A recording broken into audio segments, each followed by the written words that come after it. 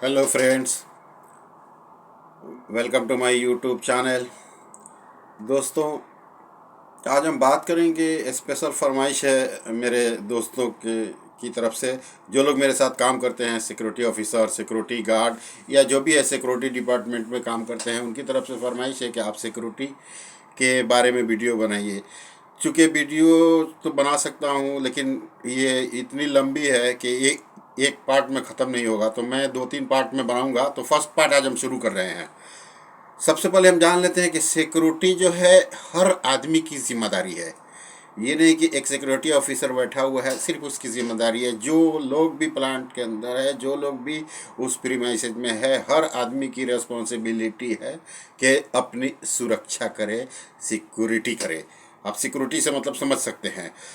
Interview के लिए जब भी आप जाते हैं तो अपने आप को प्रिपेयर करें। सुबह स्नान करें, बाथरूम से आने के बाद फ्रेश हुए, अच्छे अच्छे ड्रेस को पहने। क्योंकि जब भी आप पहुंचते हैं तो पहुंचने के बाद सबसे पहले उनका फोकस होता है कि आपका ड्रेस कोड क्या है, ग्रूमिंग कैसा है, आपका बिहेवियर कैसा है। आप जो वॉकिंग कर रहे हैं, कुछ लोग आपको वॉच कर रहे हैं वहाँ पे कि वॉकिंग के टाइम में आपका जो स्टाइल है वो किस तरह का है। हेयर कटिंग आपका कैसा है, क्योंकि हेयर कटिंग बड़ा नहीं होना चाहिए, आर्मी की तरह वो बेटर होता है। आप समझ सकते हैं, शेविंग वगैरह होना चाहिए। एक्सेप्ट उन लोगों के पास जो रिलीजन वाइज में हैं, उनको नहीं बोल सकते हैं, लेकिन जो नॉर्मल लोग हैं उनका शेविंग बेटर होना चाहिए। उसके बाद से जो फॉर्मल ड्रेस होना चाहिए, नहीं तो जीन्स पैंट और ये सब पहन करके नहीं जाना है। फॉर्मल ड्रेस होना चाहिए, शूज़ होना चाहिए, ब्लैक में लेस वगैरह होना चाहिए, पॉलिश वगैरह अच्छी तरह से होना चाहिए।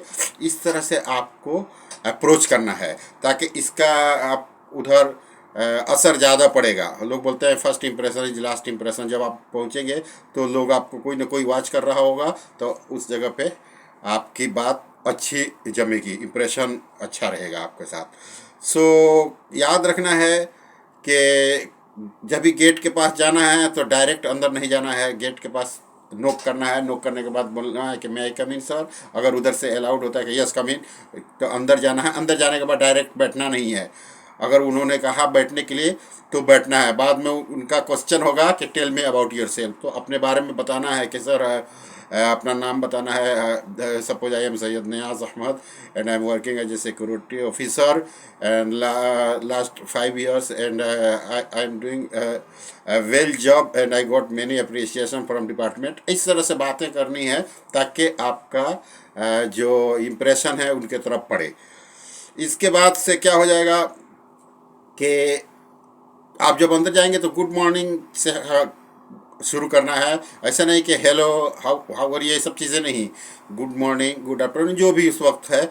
और कोशिश करना है कि अगर लेडीज़ है तो लेडीज़ को बोला good morning madam, good morning ma'am, good morning sir, like that. ऐसे शुरू करना है। तो इससे क्या होता है कि एक अच्छा इम्प्रेशन पड़ता है। ठीक है। और जो भी क्वेश्चन पूछा जाएगा सिर्फ उसका शॉर्ट में आंसर देना है। व्हाट इज़ योर नेम, तो अपना नाम Syed Niyaz Ahmed. What is your qualification, bachelor of engineering. ऐसा नहीं कि बहुत ज़्यादा उसको आप लेंथी बनाएंगे तो आप फंसते जाएंगे। होता क्या है कि आपकी बातों से क्वेश्चन निकलता है। कोशिश करना है कि शॉर्ट में जो आंसर है उसको आंसर बताएं।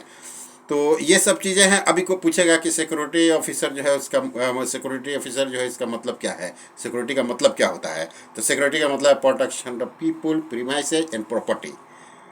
समझिए, इन सब चीज़ों का जो सिक्योरिटी होता है, ये सिक्योरिटी सिक्योरिटी का मतलब सुरक्षा। ऑलरेडी मीनिंग के अंदर बहुत सारी चीज़ें आ जाती हैं। मैं आपको आगे बताऊंगा उसका एब्रीविएशन, उससे आपको और भी ज़्यादा समझ में आ जाएगा। फिर उसके बाद पूछा जाएगा type of security. Security 2 type के होते हैं। फिजिकल सिक्योरिटी होता है, एक इलेक्ट्रॉनिक सिक्योरिटी होता है। फिजिकल का मतलब जो हमेशा खड़ा रहता है। आप आर्मी में भी ले सकते हैं, आर्मी में होता है। और बहुत सारे शॉप में देखते हैं सिक्योरिटी गार्ड वगैरह, वहाँ पे भी सिक्योरिटी ऑफिसर और सिक्योरिटी गार्ड दोनों होते हैं। मैं डिफरेंस आपको बताता हूँ अभी कि सिक्योरिटी गार्ड और सिक्योरिटी ऑफिसर में क्या डिफरेंस है। सिक्योरिटी गार्ड जो नॉर्मली होता है वो रिपोर्टिंग टू सिक्योरिटी ऑफिसर होता है। सिक्योरिटी ऑफिसर क्या होता है, वो रिपोर्टिंग टू सिक्योरिटी सुपरवाइजर होता है। तो इस तरह से ये प्रोसीजर है। तो ये दो टाइप का नॉर्मली होता है। एक फिजिकल, जो आदमी हर हर वक्त खड़ा रहता है अपने जॉब पे, जैसे गेट के ऊपर खड़ा रहेगा या आर्मी में रहेगा, इस तरह से। लेकिन जो इलेक्ट्रॉनिक सिक्योरिटी ऑफिसर है, उनका काम है monitoring, monitoring through CCTV, close circuit television, access card वगैरह जो होता है, बहुत सारे गेट में एक्सेस कार्ड होता है, उसका वो लोग मॉनिटरिंग करते हैं। उसका पास वगैरह के ये आदमी एंट्री कर रहा है, ये इज लीगल, ऑथराइज और नॉट, ये सब चीज़ें उन लोग देखते हैं।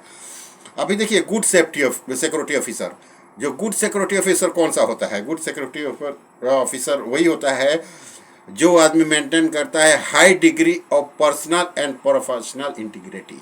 वही आदमी अच्छा सिक्योरिटी ऑफिसर होता है, जो ये सब चीज़ें मेंटेन करता है। फिर आपको पूछा जाएगा, आप किसी ऑफिस में सिक्योरिटी हैं, किसी प्लांट के पास सिक्योरिटी हैं, तो वहाँ पे उस एरिया में अगर फायर हो गया तो आप क्या करेंगे? आप ये क्वेश्चन तो लाजमी मैंने जो भी कांटेक्ट किया, हर इंटरव्यू में देखा है कि पूछा उन्होंने। सबसे पहले आपको बोलना है कि रेज द अलार्म, अलार्म को रेज करेंगे। उसके लिए क्या है, अंदर में एमसीपी होता है, मैनुअल कॉल पॉइंट। आप देखेंगे तो डोर के पास छोटा सा होता है, उसके अंदर एक काला नोब जैसा होगा। वो नोब क्या होता है कि जब आप तोड़ेंगे तो नोब बाहर आएगा, बाहर आएगा साउंड आएगी। और दूसरा क्या, पैनल भी होता है, पैनल के जरिए भी होता है, जो सीसीआर में होता है, इसके ज़रिए भी हम कर सकते हैं। अगर छोटा फायर है, आपको रिप्लाई ऐसा देना है कि raise the alarm by manual call point. If a small fire I will try to extinguish by using of suitable fire extinguisher. If big fire I will call the civil defence और police, and at the same time I will inform the concerned person also, and I will evacuate the people towards assembly point. I will head count the people and I will inform the management accordingly. Register, maintain और toolbox stock the people are available at assembly point. ये सब चीज़ें आपको बताना है, और थोड़ा English ज़रूर बोलना है, क्योंकि उससे इम्प्रेशन होगा कि आपको इंग्लिश की अच्छी नॉलेज है। कई दफ़ा मैंने देखा है कि वो उनके पास कुछ पेपर होता है, वो पढ़ने के लिए दे देते हैं सिक्योरिटी ऑफिसर को, तो पढ़ना भी है। पढ़ने के टाइम में आपको जब पढ़ने के लिए देंगे तो पढ़ते जाना है। सपोज़ कोई वर्ड्स आपको समझ में नहीं आया तो उसको स्किप कर देना है, कंटिन्यू, रुकना नहीं है, क्योंकि वो आपका जो लेयर है, आपका पढ़ने का तरीका है, आप घबरा रहे हैं कि नहीं, इन चीज़ों को वो लोग नोटिस करते हैं। तो ये सब चीज़ें ध्यान में रहना चाहिए, ठीक है।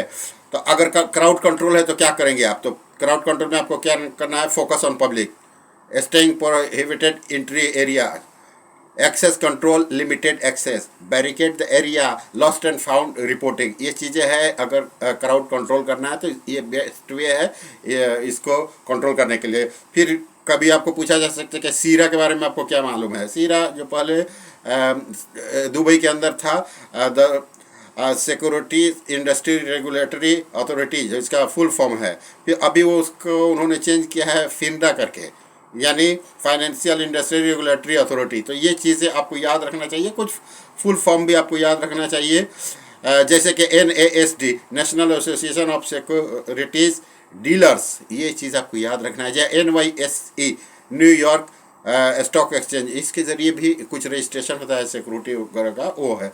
लेकिन PSBD भी होता है, प्राइवेट सिक्योरिटी बिजनेस डिपार्टमेंट। अभी कोई DPS बोलता है, डिपार्टमेंट ऑफ पब्लिक सेफ्टी।